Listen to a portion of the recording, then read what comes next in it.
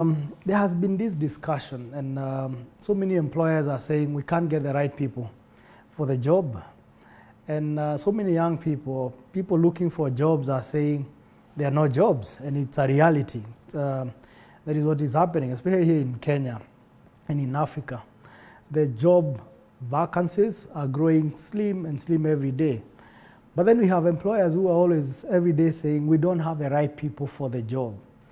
And you ask yourself, why is the disconnect? What's happening? And I've thought the future of marketplace is changing every day, is changing and shifting every other day. And we have to plan and know how are we going to align ourselves with the future of a marketplace.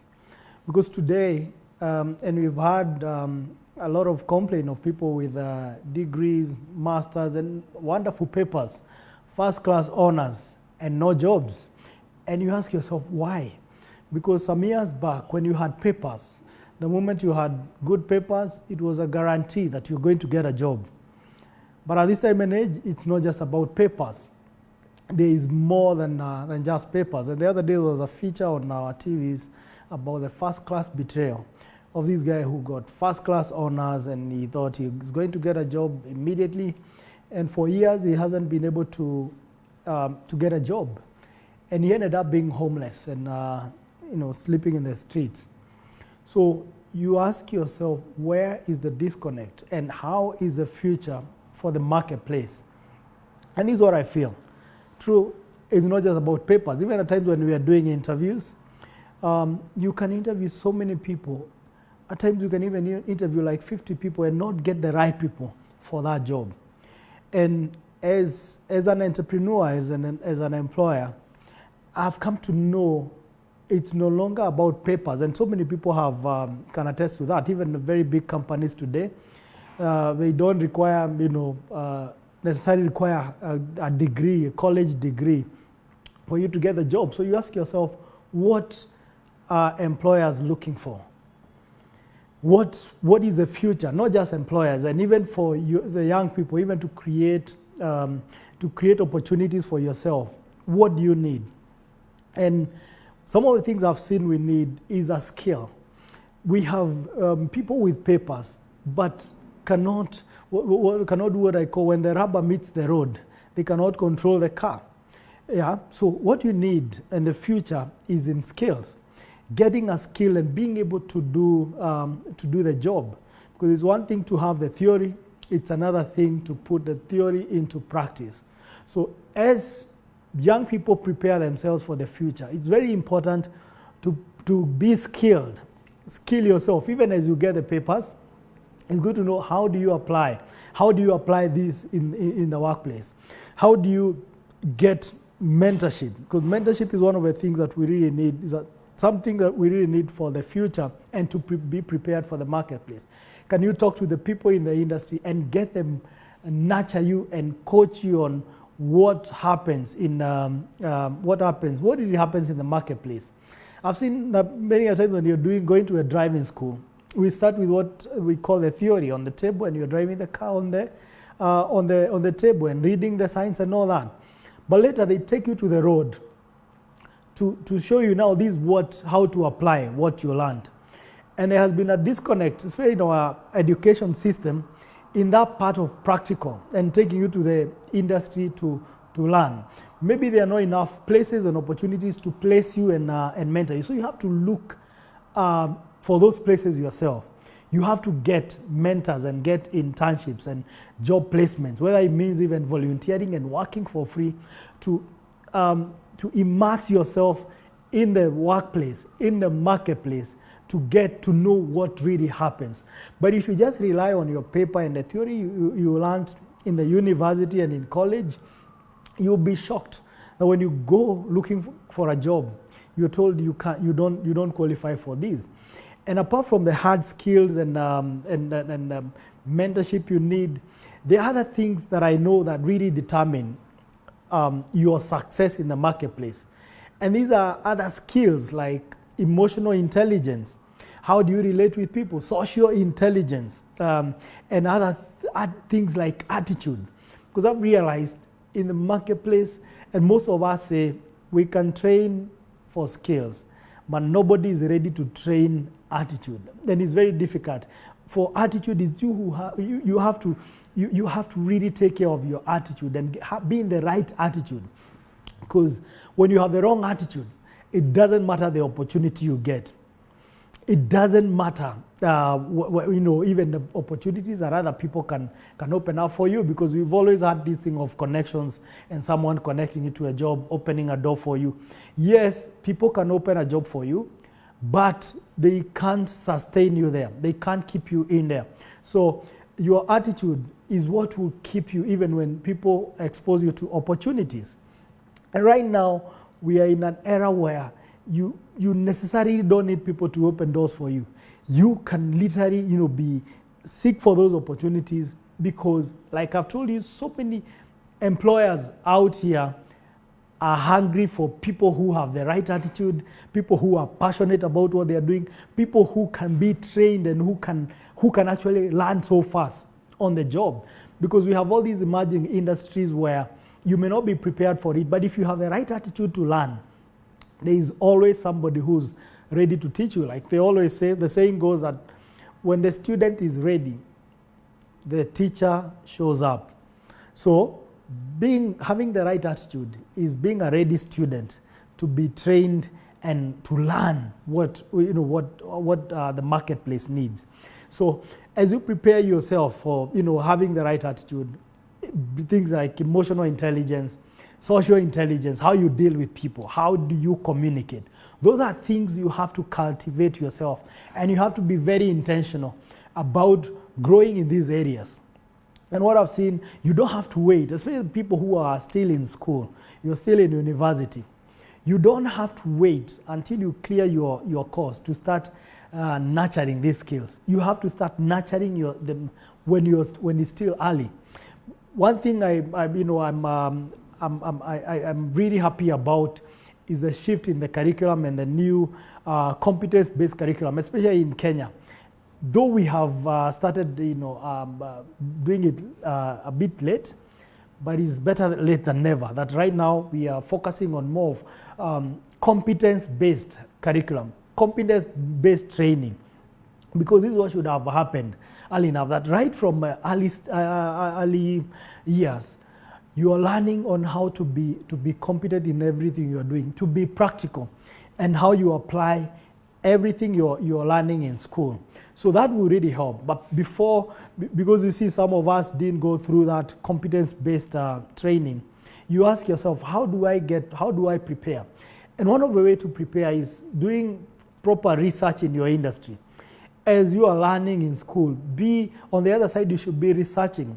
And I've seen this thing of students when they're in university, at times they had to hire people to work on their papers, to work on their theses, and to work on their research.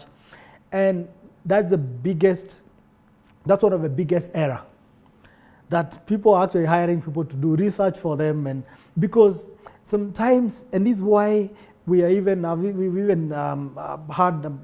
are scrapping this thing of competition and examination, the way examination is done.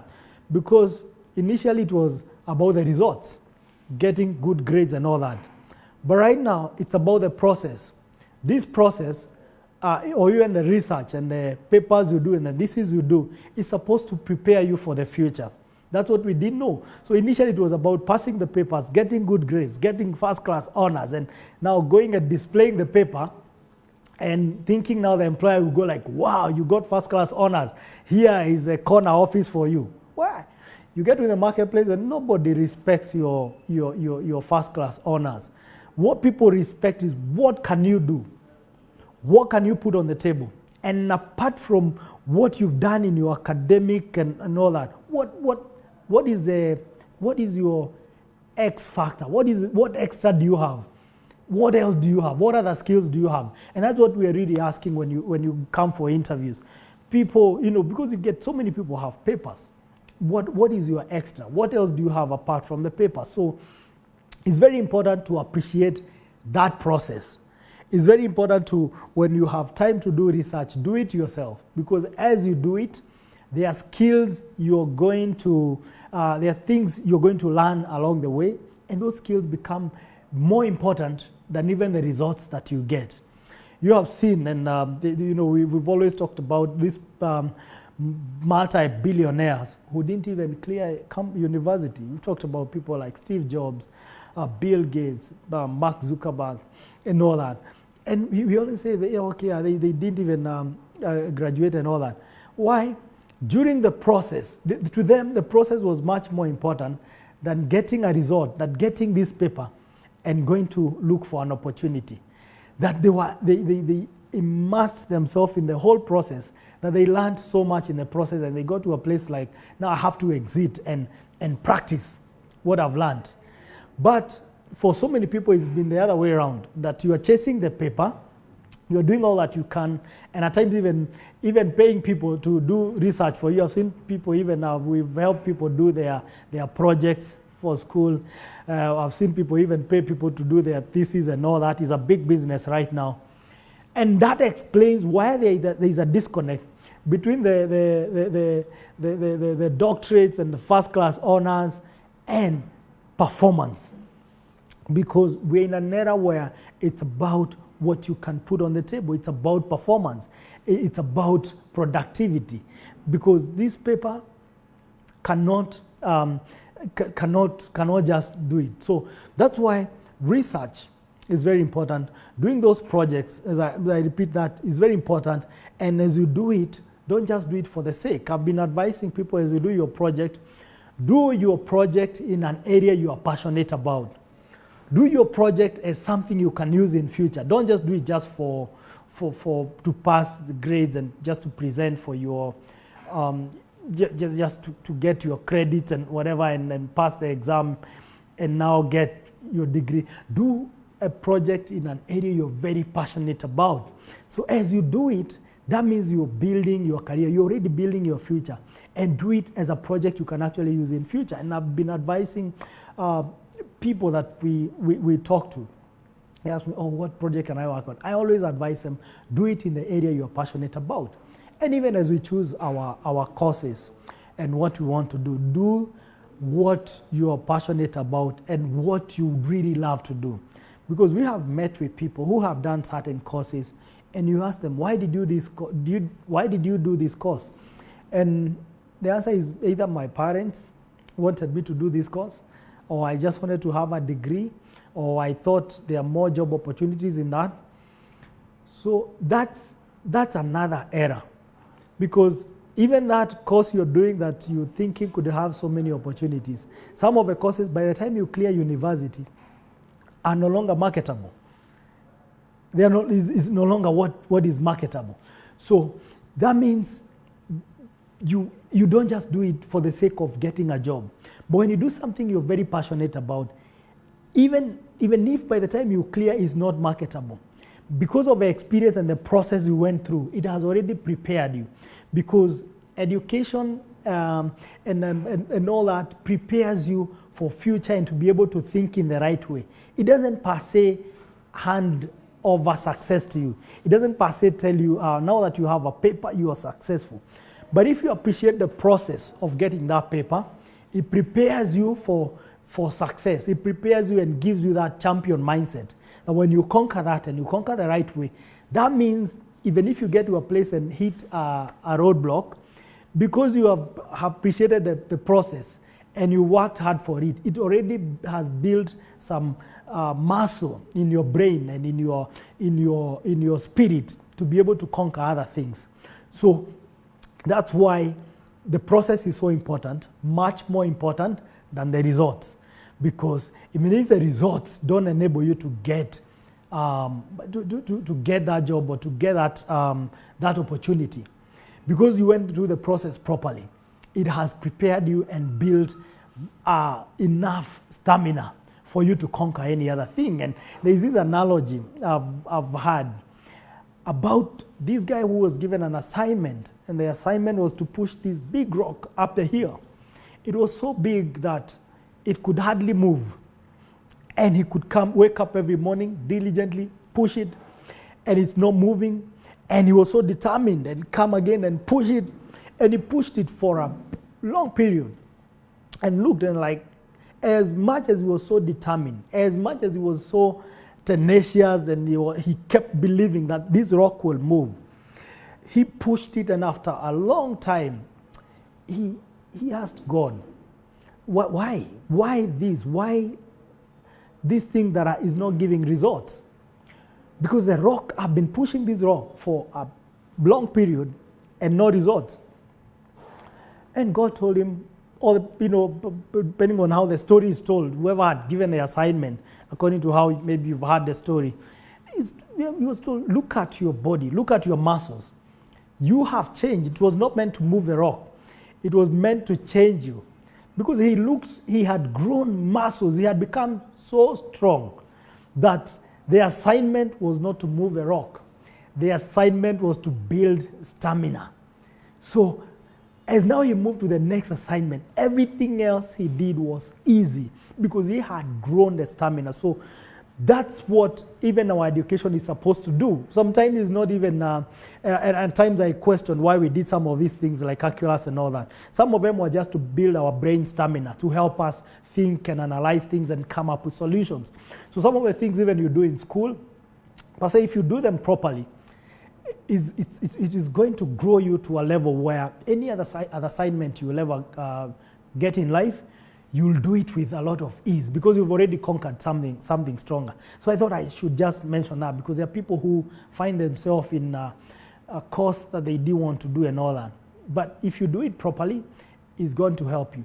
But at the beginning, if you're able to choose the right thing and the right course, it's able to help you to accelerate your success and your career path. But what I know, career paths for so many people are not just clear cut that you'll be able to identify your career path. There are people who are able to do it early in life, but there are people who discover in the process. But that process is so important that what I've also come to discover, and I must throw this in, that even if you're doing the wrong thing or you're not in the right career, if you put the right effort and the right tenacity, passion and all that, that will help you discover fast enough whether you're in the wrong thing. But if you're in the wrong thing and you're doing it in a lackadaisical manner, I like using one word because lackadaisical means you're not passionate, you're just doing it passively. It will take you so long to discover that you're in the wrong thing. So it's very good whatever you're doing, and that's why even as you talk about the future of a marketplace and career path and all that, diligence is very important. Hard work, there is no substitute to hard work. Because if you work really hard, it can help you discover fast enough whether you're on the right path. If you don't work hard, you will not know whether it's a thing that is not working or it's you that is not working. So work very hard, that if the thing doesn't work, you are able to know that it's a thing that didn't work. Me, I worked, I put in my all. And discipline, because again, the future is for the discipline. Every employer wants to work with somebody who's disciplined. Nobody wants to work with, even on their team, not just in employment, even in business partnership. Nobody wants to partner with somebody who's not disciplined. Because if you partner with people who are not disciplined, people who are not hardworking, they are going to jeopardize your success. So as I talk about this and career path and all that, this is not just about employment. Even in business, if you don't apply these things, you can't make it. You can't make it in business. And again, if you're not focused, if you're not focused, you also cannot succeed. Nobody wants to work with somebody who every day they are shifting from this, they are shifting from this. You keep shifting goalposts. You'll never know, whether it was meant to work. You have to sustain something to a certain level so that you can know whether it's that thing that failed and not you. Because so many times we give up so fast, we are not focused enough, and we can't even sustain a job, for this duration. Because if you cannot sustain a job for the right, if you're in the right job and you cannot sustain for a certain duration, you'll never even be able to know or learn everything you're supposed to learn in that. That is what I've discovered along my path, that every place I got an opportunity, I had to put my everything. I had to be there until I knew my season for this level is over before I move to the next season. Some of us move so fast, and that's why we have so many half-baked people. They come to your company within a few months. They're on their move to the next, and you find they're always moving. And most of the time, when we look at CVs and see somebody who has moved in a span of 1 year, they have moved to 3-4 different companies. We ask ourselves, why? Why? How can you move that fast? So that's another thing, that if you cannot sustain in a certain place for the right duration, that means I cannot trust you. I cannot trust your character, because character is actually the most important thing. And that's why even in our education system, there's a season for this level of education, a season for this level of education, then you move to this other level. But there's no way you can be catapulted all the way to the top, and now you are at the top, and now you've graduated at this. It's a process. So that process is very important. Even as we talk about the future of workplace, there are things that never go out of fashion. Those are some of the things that we have to inculcate. And I've also, networking is also very key. The skill of networking is very, very important, because they say your network is equivalent to your net worth. So, and as we talk about network, it's not just about the way we say connections, this person to connect you to this. It's a network that also gets to grow you. It's also being in the right network, and I talked about this again, that your network, being in the right, having the right network is very important. And it's not just having a network to connect you to the next level, it's a network to sharpen you also, to criticize your ideas, to even challenge you, and even challenge you to challenge your ideas, challenge your every move, and people you can run through your ideas and what you're doing to help sharpen you. They say, what says, iron sharpeneth iron. So does a man, the countenance of another man. So that's very key, to have the right people, to have the right network around you. It's not just a network, it has to be the right network. They say a bird is as beautiful as its feather. So that's very key. As you think about the future and having a champion mindset, that's very, very key, to have the right network and to have the right mentors in your network. And I've talked about, again, emotional intelligence, social intelligence, and social intelligence is what helps you now connect with the right people.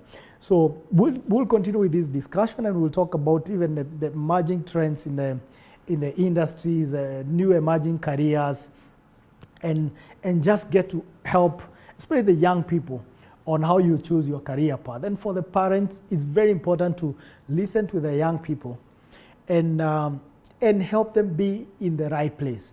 Because one of the other tragedy I've seen, and as I interact with the young people, because as we run the institution, as we interact with young people at Talanta Institute, and other forums that we go to, because we do mentorship in schools and universities and other colleges, apart from our school, Talanta Institute.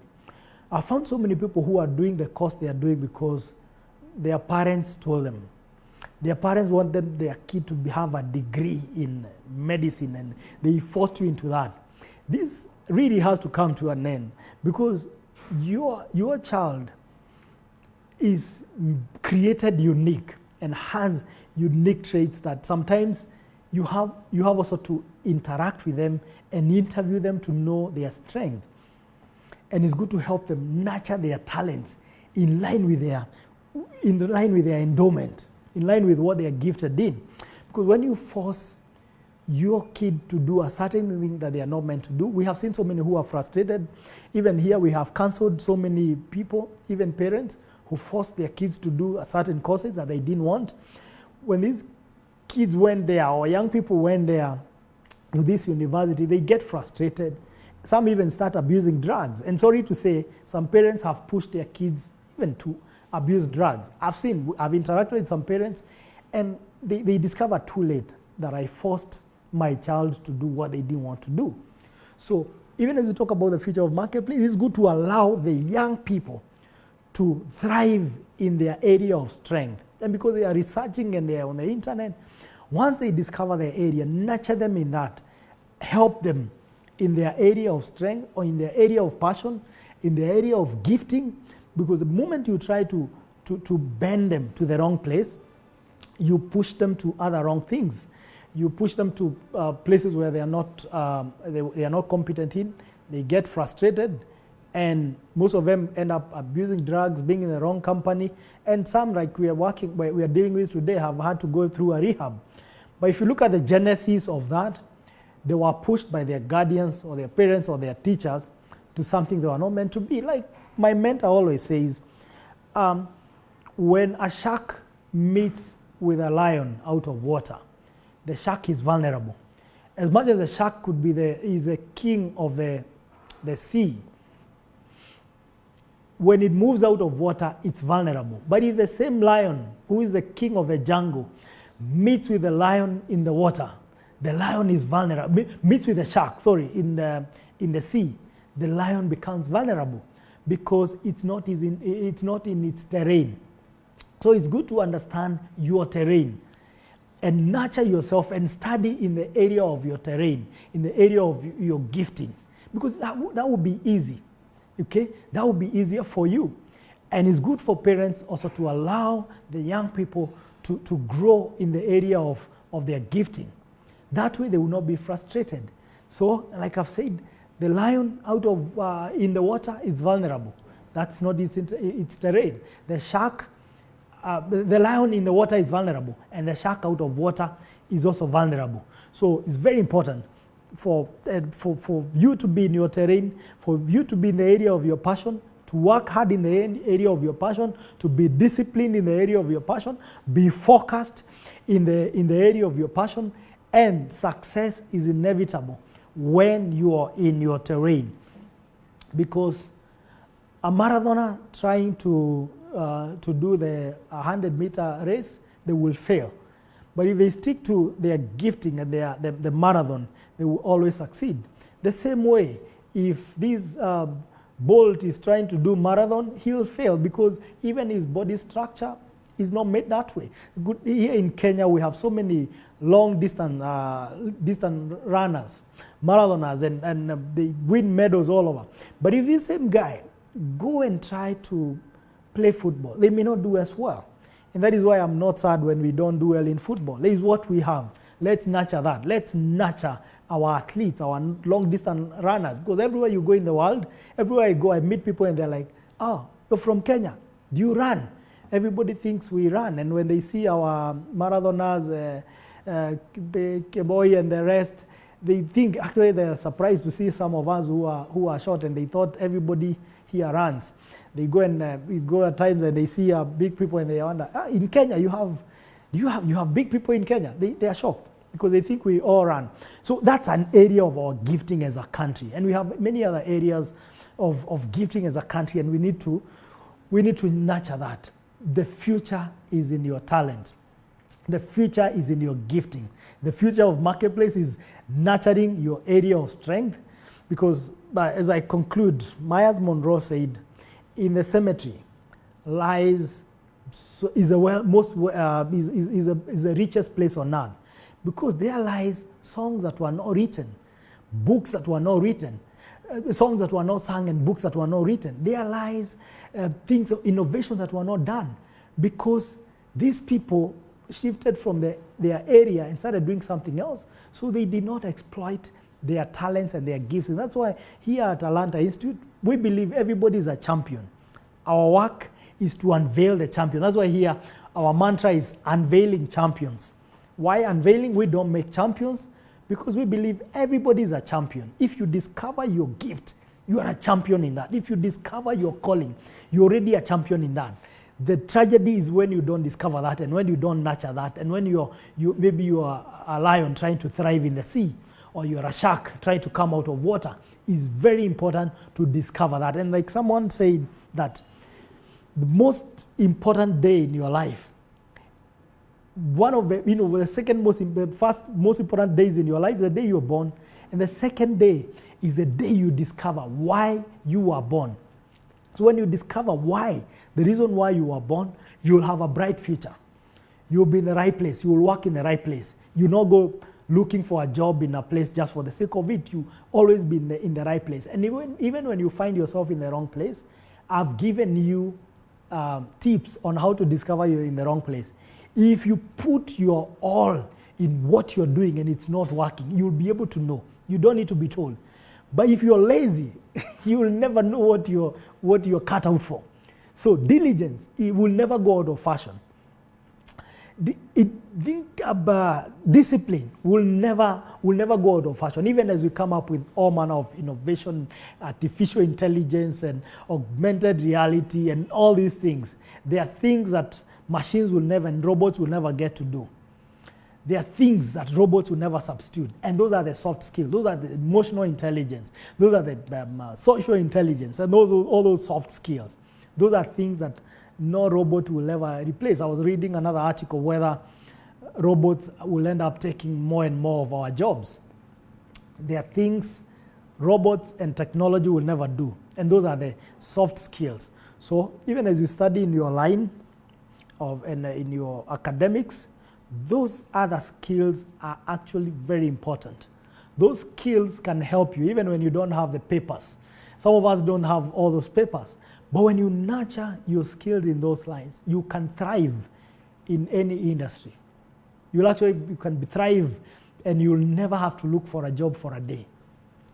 For me today, if I need to look for a job, and I'm not being proud or arrogant, I'll not say a day without a job. I'll go and volunteer somewhere, do something so well. They'll end up paying me for what I volunteer for. But we have young people today who you are there every day, you looking for a job. The other day, I listened to one speech in one of the forums we have here in the country called Centonomy. And in the training, Mwenesi talked about this lady who, after campus, she was looking for a job. And she decided, I'm not going to look for a job. I'm going to look for an internship. I don't even need to be paid. Unpaid internship in a company of my dream. She went there, applied for internship and said, don't pay me. I'll give my skill. Give me a chance. Just give me a chance and give me a space. She got a space. And what she did, in every meeting, she made sure she's making contributions. In every forum, she's there trying to help everybody. Within no time, she was her supervisor's boss. Within no time, she was her boss's boss. Within no time, she was in their head office outside the country. So what does that tell you? Opportunities are there, but and opportunities can be created for people who are passionate enough and who are ready, who are ready. So that's what you need to be prepared for. You create opportunities for yourself because yes, it's getting slim every day, but there is always an opportunity for somebody who is ready to put their all in it. And I know there has also been this discussion of let's become, entrepreneurs. There are not enough jobs, which is true. We have to nurture that entrepreneurship, our entrepreneurship skills. And I was in a forum the other day, and I was being interviewed and asked, is everybody cut out for entrepreneurship?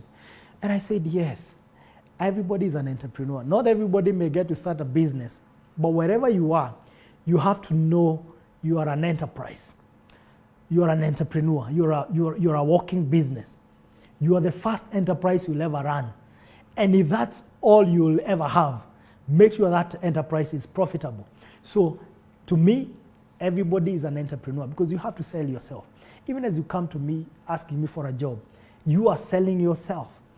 So you are a commodity, you are an asset, you are selling your services. So you have to be able to sell yourself. First package yourself well, give yourself value, then be able to sell yourself properly. That's an enterprise, that's a working enterprise. So today, I'll tell you, you need to take yourself as a business, as an enterprise, and manage yourself. Because if you cannot manage yourself, how will you ever manage other people? If you cannot be able to manage and package that enterprise, you will not be able to thrive or survive anywhere else. So to me, everybody is a businessman. Everybody is an enterprise. Maybe not everybody is cut out to start a formal business and a company and all that. But if you take yourself as a company, you will thrive. And I've seen so many people today do profitable ventures, not necessarily starting a company, but becoming brands that are profitable. And today we even have now what we are calling influencer marketing. Now people are looking for influencers. So, because if people see you are an influencer and you're influential in your area, even without having a company, you are in business. So that's what I'll conclude by saying. You are an enterprise. As you think about the future of the marketplace, take yourself as an enterprise, package yourself, nurture yourself, sharpen yourself, and be able to sell yourself. And you'll have a future. And let's always have a champion mindset. Let's always nurture that mindset of a champion and grow ourselves, and we will never lack opportunities. We'll never be desperate for opportunities. Actually, we'll create opportunities, and other opportunities will come looking for us. Let's meet at the top champions.